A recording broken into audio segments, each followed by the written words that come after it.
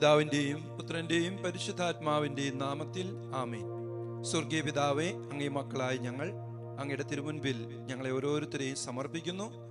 കർത്താവേ, ഈ നവംബർ മാസത്തിൽ ഞങ്ങളുടെ കുടുംബങ്ങളിൽ നിന്നും തലമുറയിൽ നിന്നും മരിച്ചുപോയ എല്ലാ ആത്മാക്കളെയും, പ്രത്യേകിച്ച് ശുദ്ധീകരണ സ്ഥലത്തായിരിക്കുന്ന എല്ലാ ആത്മാക്കളെയും അങ്ങയുടെ വലിയ കരുണയ്ക്ക് വേണ്ടി ഞങ്ങൾ സമർപ്പിക്കുന്നു. കർത്താവേ, എളിയവരായി ഞങ്ങളുടെ പ്രാർത്ഥനകൾ സ്വീകരിച്ച് ഞങ്ങളുടെ പ്രിയപ്പെട്ടവരെ അങ്ങ് പ്രത്യേകമായി കരുണ കാണിച്ച്, പ്രത്യേകിച്ചും ശുദ്ധീകരണ സ്ഥലത്തായിരിക്കുന്ന ആത്മാക്കളെ അങ്ങ് മോചിപ്പിക്കണമേ. ഈശോയിൽ സ്നേഹമുള്ളവരെ, പരിശുദ്ധ അമ്മ 1917 ഫാത്തിമയിൽ പ്രത്യക്ഷപ്പെടുകയുണ്ടായി. ഈ ഫാത്തിമയിൽ പരിശുദ്ധ അമ്മ ആ കുഞ്ഞുങ്ങൾക്ക് പഠിപ്പിച്ചൊരു പ്രാർത്ഥനയുണ്ട്. ലൂസി, ജസീന്ത, ഫ്രാൻസിസ് എന്നീ പറയുന്ന 3 കുഞ്ഞുങ്ങൾ. അവരോട് പഠിപ്പിച്ച പ്രാർത്ഥനയാണ്: ഓ എൻ്റെ ഈശോയെ, എൻ്റെ പാപങ്ങൾ ക്ഷമിക്കണമേ, നരകാഗ്നിയിൽ ഞങ്ങളെ രക്ഷിക്കണമേ, എല്ലാ ആത്മാക്കളെയും വിശിഷ്യ അങ്ങേ സഹായം കൂടുതൽ ആവശ്യമുള്ളവരെയും സ്വർഗത്തിലേക്ക് ആനയിക്കണമേ. പ്രിയമുള്ളവരെ, ഈ ഒരു പ്രാർത്ഥന വളരെ ചെറുതാണെങ്കിലും ഈ പ്രാർത്ഥനയിൽ നമ്മൾ ഒരു 10 നന്മ നിറഞ്ഞ മറിയമേ എന്ന പ്രാർത്ഥന ചൊല്ലിക്കഴിയുമ്പോൾ ഓരോ ദശകത്തിന് ശേഷവും ചൊല്ലുന്ന പ്രാർത്ഥനയാണ്. 2 കാര്യങ്ങൾ പ്രധാനമായിട്ട് ഇതിൽ നമ്മൾ പ്രത്യേകം ഓർക്കുന്നുണ്ട്, നമ്മൾ ഏറ്റുപറയേണ്ടത്. 1, ലോകം മുഴുവൻ രക്ഷപ്പെടണം. 2, ആത്മാക്കൾ നഷ്ടപ്പെടരുത്. ലോകം മുഴുവനും രക്ഷപ്പെടണം, ആത്മാക്കൾ നഷ്ടപ്പെടരുത്. നമ്മൾ ശുദ്ധീകരണ ആത്മാക്കളെ ഓർക്കുന്ന ഈ ദിവസങ്ങൾ, ഇന്ന് പ്രത്യേകിച്ചും ഈ നവംബർ മാസം അതിൻ്റെ 28-ാം തീയതിയിലേക്ക് നമ്മൾ കടക്കുമ്പോൾ ഈ ഒരു പ്രാർത്ഥനയ്ക്ക് വളരെ ഏറെ ശക്തിയുണ്ട് എന്ന് നമ്മൾ തിരിച്ചറിയണം. കാരണം പരിശുദ്ധ അമ്മ ഈ പ്രാർത്ഥന നമ്മൾ പഠിപ്പിച്ചത് ഒരാത്മാവ് പോലും നിത്യനരകത്തിൽ പോകരുത്, ശുദ്ധീകരണ സ്ഥലത്തായിരിക്കുന്ന എല്ലാ ആത്മാക്കളും സ്വർഗത്തിൽ എത്തിച്ചേരണം എത്രയും പെട്ടെന്ന്. നമ്മുടെ പ്രാർത്ഥനകള്, ബലികളൊക്കെ അതിനാവശ്യമാണ്. അതുകൊണ്ടാണ് പരിശുദ്ധ അമ്മ പ്രത്യക്ഷപ്പെട്ടപ്പോൾ പറഞ്ഞ കാര്യം: നിങ്ങൾ ആദ്യമായിട്ട് ചെയ്യണം മാനസാന്തരപ്പെടുക, പ്രാർത്ഥിക്കുക, നിങ്ങൾ പശ്ചാത്തപിക്കുക, പരിഹാരം ചെയ്യുക. ഈ 3 കാര്യങ്ങളാണ് പരിശുദ്ധ അമ്മ പറഞ്ഞത്. ഈ ഒരു പ്രാർത്ഥനയുടെ ആദ്യ ഭാഗം നമ്മൾ ഇങ്ങനെയാണ് പ്രാർത്ഥിക്കുന്നത്: ഓ എൻ്റെ ഈശോയെ, എൻ്റെ പാപങ്ങൾ ക്ഷമിക്കണമേ എന്നുള്ളതാണ്. നമ്മൾ ലൂക്കായുടെ സുവിശേഷത്തിന്റെ 23-ാം അധ്യായത്തില് 24-ാം വാക്യത്തില് ഈശോ കുരിശ് കിടന്ന് പ്രാർത്ഥിക്കുന്നുണ്ട്: പിതാവേ, ഇവരോട് ക്ഷമിക്കണമേ. അതായത് ഈശോയുടെ ഹൃദയത്തില് എല്ലാ പാപികൾക്കും ഇടമുണ്ട് എന്നുള്ളതാണ് ഈ തിരുവചന ഭാഗവും, പ്രത്യേകിച്ച് ഈ പ്രാർത്ഥനയുടെ ആദ്യ ഭാഗത്തിലൂടെ നമ്മൾ തിരിച്ചറിയുന്നത്. എല്ലാവരെയും കർത്താവ് രക്ഷിക്കാനായിട്ട് ആഗ്രഹിക്കുകയാണ്. കർത്താവേ, എൻ്റെ ഹൃദയം ശുദ്ധമാക്കണമേ എന്നാണ് നമ്മൾ പ്രാർത്ഥിക്കുക. എൻ്റെ ദുർബലതകളെ സ്നേഹത്താൽ നിറയ്ക്കണമേ. അപ്പോൾ ഇതൊരു മാറ്റത്തിനുള്ള ഒരു ആഹ്വാനം കൂടിയിട്ടാണ് ഈ പ്രത്യേകിച്ച് ഈ പ്രാർത്ഥന ചൊല്ലുമ്പോൾ നമ്മൾ ജീവിച്ചിരിക്കുന്നവരായ നമ്മൾക്ക് വേണ്ടിയിട്ട് കൂടി നമ്മൾ പ്രാർത്ഥിക്കുന്നു. തീർച്ചയായിട്ടും മരിച്ചവരെ ഓർത്ത് അവർക്കും നമ്മുടെ പ്രാർത്ഥന ആവശ്യമാണ്.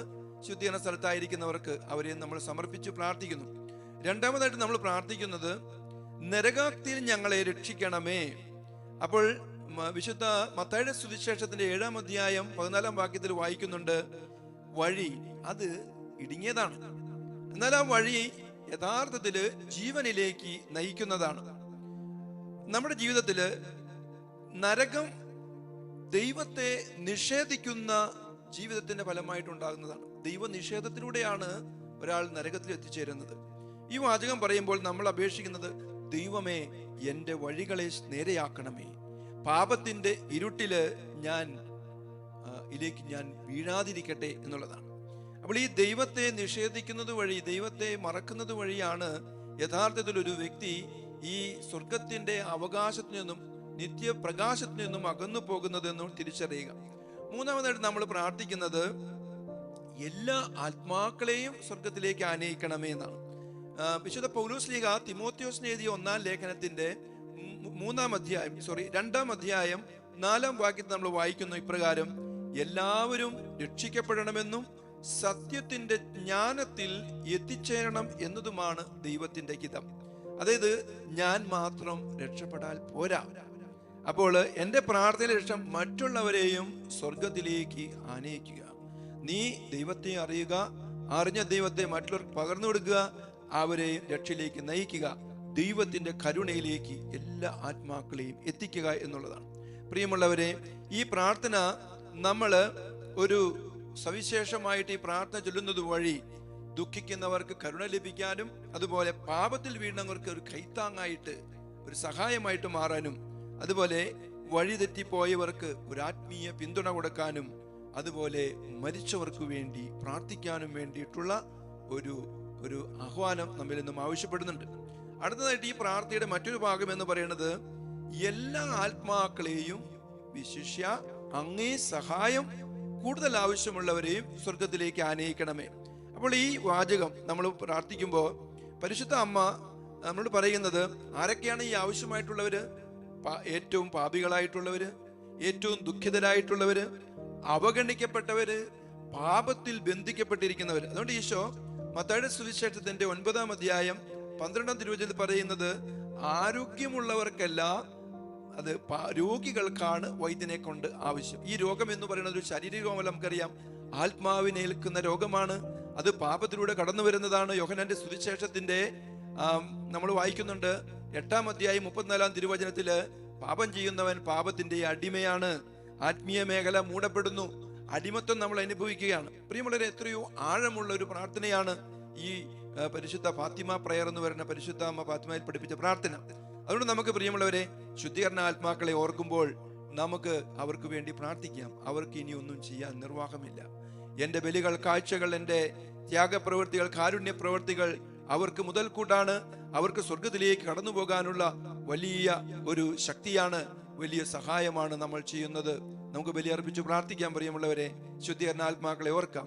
അതോടൊപ്പം ഈ പ്രാർത്ഥന നമ്മിൽ നിന്നും ആവശ്യപ്പെടുന്നത് ജീവിച്ചിരിക്കുന്നവരായ നമ്മൾ ദൈവത്തിന്റെ കരുണ സ്വന്തമാക്കാൻ, പാപത്തിന്റെ വഴികളെ ഉപേക്ഷിക്കാൻ, അതുപോലെ തന്നെ കൃപ നിറഞ്ഞ ജീവിതം നയിക്കാൻ ഒരുക്കമുള്ളവരായിരിക്കാൻ നമുക്കും ആത്മാർത്ഥമായിട്ട് ആഗ്രഹിച്ച് പ്രാർത്ഥിക്കാം.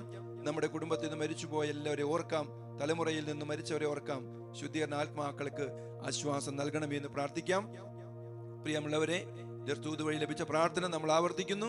സ്വർഗീയ പിതാവേ, ഞങ്ങളുടെ ഏകപുത്രനായ ഞങ്ങളുടെ കർത്താവ് ഈശോ മിശിഹായുടെ തിരു അമൂല്യ രക്തം ഇന്ന് ലോകമെമ്പാടും അർപ്പിക്കപ്പെടുന്ന ദിവ്യബലിയോട് ഒത്തുചേർത്ത് ലോകം മുഴുവനുമുള്ള എല്ലാ പാപികൾക്കു വേണ്ടിയും, തിരുസഭയിലുള്ള എല്ലാ പാപികൾക്കു വേണ്ടിയും, എൻ്റെ കുടുംബത്തിലും തലമുറയിലുമുള്ള എല്ലാ പാപികൾക്കു വേണ്ടിയും കാഴ്ചവെക്കുന്നു.